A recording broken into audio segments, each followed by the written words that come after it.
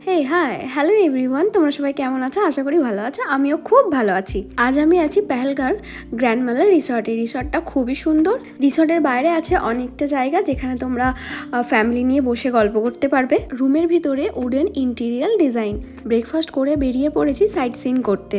Site scene করার জন্য আমরা ইউনিয়নের গাড়ি বুক করেছিলাম। তোমরা যদি কেউ পার্সোনাল কার নিয়ে আসো সেখান থেকেও কিন্তু তোমাদের ইউনিয়নের গাড়ি নিয়ে যেতে হবে। তোমাদের পার্সোনাল কার ওখানে অ্যালাউ করবে না। আজ আমাদের 3টে ভিউ পয়েন্ট ছিল, চন্দনবাড়ি, আরু ভ্যালি, বেতাব ভ্যালি। আমরা প্রথমে গেছিলাম আরু ভ্যালি। ওখানে গিয়ে তোমাদের প্রথম গেট পাস করাতে হবে। প্রত্যেকটা ভিউ পয়েন্টে যাওয়ার আগে তোমরা এরকম বিভিন্ন রকম স্টল দেখতে পাবে। এইগুলো আই থিঙ্ক ওদের ওখানকার ড্রাই ফ্রুটস, তবে আমি একটাও টেস্ট করিনি কারণ প্রত্যেকটাই ছিল খোলা। আর খোলা জিনিসের ওপর মাছি, মশা, কাদা, সমস্ত রকমের ধুলো সব এসে পড়ছে। এই সমস্ত খাবার খেলে অটোমেটিক মানুষ অসুস্থ হয়ে পড়বে।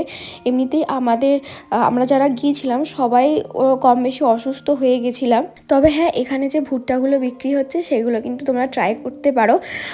এত সুন্দর ভুট্টাগুলো খেতে, এত মিষ্টি, এত সফট, কি বলবো। আমি যতবার যেখানেই গেছি একটা করে ভুট্টা খেয়েছি। এই লেটেস্ট একটা রিল করে দিবি, দেখবি কোচের।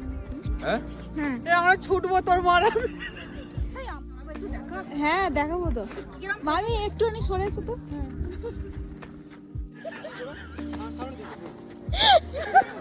কোচ এটা হয়েছে, এটা হয়েছে 1 2 3 4 5 6। হ্যাঁ এই ওরা নকমো করো না।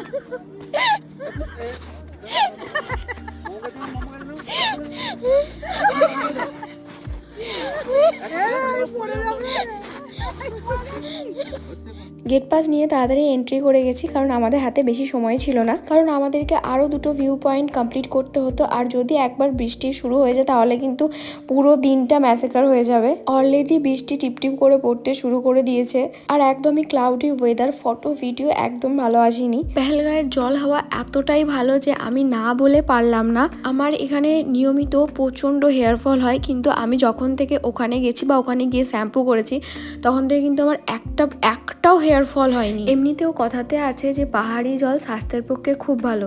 যেমন খাবার ডাইজেস্ট হয় তেমন চুলের পক্ষে আর স্কিনের পক্ষেও খুব ভালো। চন্দনবাড়ি যাওয়ার যে রাস্তাটা, এই রাস্তার যে ভিউটা অসাধারণ ভিউ, অসাধারণ। তোমরা ফোনে দেখতে পাচ্ছ এতটা সুন্দর, তাহলে ভাবো অরিজিনালি কতটা সুন্দর। যতক্ষণ না তোমরা নিজে চোখে দেখছো ততক্ষণ তোমাদের বিশ্বাস না করাটাই স্বাভাবিক। অপরূপ সুন্দর দৃশ্য দেখতে দেখতে পৌঁছে গেলাম চন্দনবাড়ি। চন্দনবাড়ি পৌঁছানোর পর আমি একটা মারাত্মক ঠান্ডা হাওয়ার অনুভব করতে পেরেছি, যেটা জাস্ট নেওয়া যাচ্ছিল না।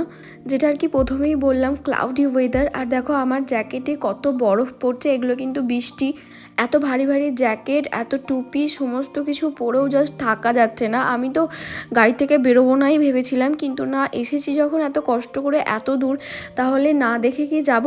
এখন একটু কষ্ট করে দেখে নিই, কারণ বাড়ি ফিরে এর থেকেও বড় আফসোস হবে আমার। আগের যে ফুটেজটা তোমরা দেখলে, এখান থেকে হয় অমরনাথ যাত্রা। অমরনাথ যাত্রা অনেক জায়গাতেই হয়, তবে এখান থেকে ট্রেকিংয়ের রাস্তাটা অনেকটাই। জোরে বৃষ্টি নামার ফলে কিন্তু আমরা চন্দনবাড়িতে বেশিক্ষণ থাকতে পারিনি। ওখান থেকে বেরিয়ে গেছিলাম বেতাব ভ্যালি। এই যে তোমরা ওপর থেকে দৃশ্যটা দেখছো, এটা হচ্ছে বেতাব ভ্যালিরই দৃশ্য। আর এই যে রুখাশুকা যে সোজা হয়ে আছে গাছগুলো, যেটার একটুও পাতা নেই, সেগুলো কিন্তু তোমরা গরমকালে আসলে একটু গ্রিনারির ছোঁয়া পাবে, সাথে তোমরা বরফও পাবে। সাইড দিয়ে নদী বয়ে যাচ্ছে, মারাত্মক ভিউ। তবে আমরা শীতে গেছি, তাই আমরা অত সুন্দর ভিউ দেখতে পাইনি। বৃষ্টি পড়ার জন্য চারিদিকটা কাদা প্যাচপ্যাচানি হয়েছিল, সেজন্য আমাদের আর যেতেও ভালো লাগছে না। তোমরা দেখতেই পাচ্ছ এখনও পর্যন্ত স্টিল বৃষ্টি পড়ছে। আজকের দিনটা বৃষ্টি করেই কেটে গেল, সেইভাবে কিছুই মজা করতে পারিনি।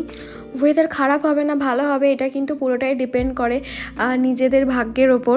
আজকের দিনটায় যদি ঝলমলে রোদ উঠতো, কত সুন্দর ফটো ভিডিও আসতো।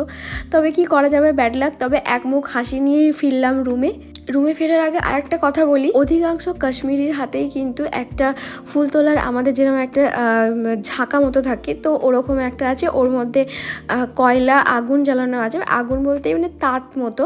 তবে ওটা যদি থাকে তাহলে প্রচণ্ড আরাম পাওয়া যাচ্ছে, মানে গরমের তাতটা পাওয়া যাচ্ছে। ওটা তো আমি মাঝে মাঝেই চেয়ে নিচ্ছিলাম ওদের কাছ থেকে। ওদের সাথে আমি এত কথা বলেছি, এত কিছু জেনেছি, কিন্তু মানে ব্যাড লাক আমার যে আমি এটার নামটাই জিজ্ঞাসা করিনি যে এই জিনিসটার নাম কি। বাই দ্য ওয়ে, এই জিনিসটা ওদের ওখানকার ফেমাস একটা জিনিস। এই ভিডিওটা দেখে তোমাদের কেমন লাগলো অবশ্যই আমাকে কমেন্টে জানিও। Thank you for watching, tata, by.